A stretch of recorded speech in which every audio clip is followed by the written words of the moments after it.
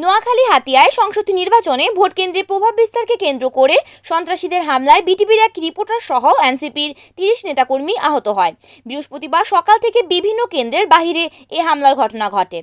এর মধ্যে বাংলাবাজার কেন্দ্র করে পরিদর্শন শেষে আসার পথে হান্নান মাসুদের গাড়ি বহরে থাকা বিটিভি রিপোর্টার মিরাজ উদ্দিনের ওপর হামলা করেছে সন্ত্রাসীরা।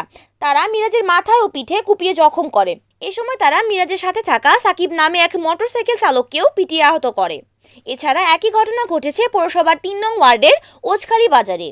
এই কেন্দ্রে হান্নান মাসুদের সমর্থক আব্দুল কাদের ও তার ছেলে মোহাম্মদ ফয়সালের ওপর হামলার ঘটনা ঘটেছে। আব্দুল কাদের অভিযোগ করে বলেন, হামলাকারীরা সবাই বিএনপি প্রার্থী মাহবুব শামীমের সমর্থক। এছাড়া হামলার ঘটনা ঘটেছে বুড়িচর, জাহাজমারা ও সোনাদিয়া ইউনিয়নে। উপজেলা স্বাস্থ্য কমপ্লেক্সের জরুরি বিভাগের ডাক্তার মানসুরা উদ্দিন বলেন, সকাল থেকে হাসপাতালে ৩০ জনের মতো লোক এসেছে। এদের মধ্যে ৪ জন ভর্তি আছে, অন্যরা প্রাথমিক চিকিৎসা নিয়ে বাড়ি চলে গেছে। হাসপাতালে ভর্তি হওয়া কর্মী সমর্থকদের দেখতে আসেন হান্নান মাসুদের স্ত্রী শ্যামলী সুলতানা জেদনি। তিনি আহত রোগীদের খোঁজ খবর নেন, তাদের চিকিৎসার ব্যবস্থা করেন। এ সময় তিনি বিভিন্ন জায়গায় সন্ত্রাসীদের হামলায় উদ্বেগ প্রকাশ করেন। এ সময় তিনি এনসিপির পক্ষ থেকে আনুষ্ঠানিক বক্তব্য দেওয়া হবে বলে জানান তিনি। এই বিষয়ে হাতিয়া উপজেলার এনসিপি আহ্বায়ক শামসুল ত্রিব্রিজ জানান, বিভিন্ন জায়গায় তাদের নেতাকর্মীদের ভোট কেন্দ্রে যেতে বাধা দেওয়া হচ্ছে।